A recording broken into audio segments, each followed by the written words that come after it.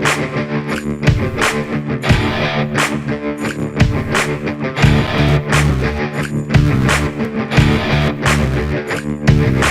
had to have a third guy to help you see us put this in.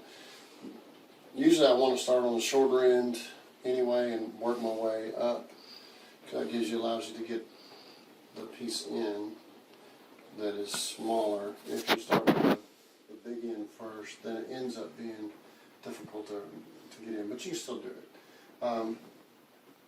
You have to keep up with where your top is and where your bottom is, and then we cheated and used a pry bar to lift up a little bit. It's not much. I would rather have the gap on the bottom than on the top. This is a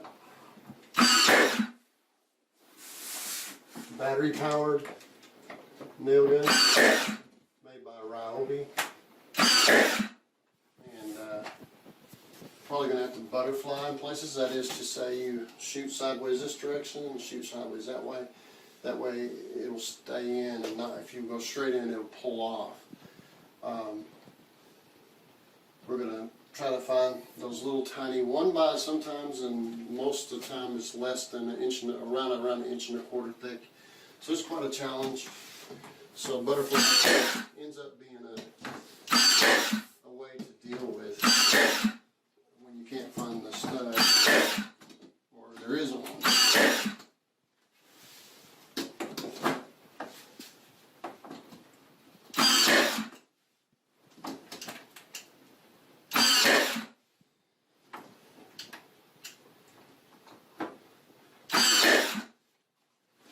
Kind of missing my pass-load angle finisher because it let it get into corners better, but this works.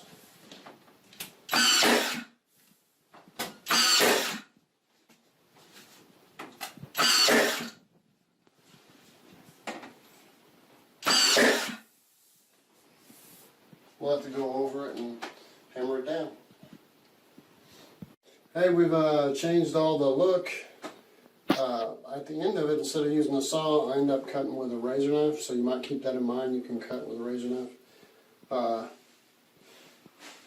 It's getting better and better as it gets brighter colored things on it. I think if there's a little more brighter white things in here, it'd look really neat.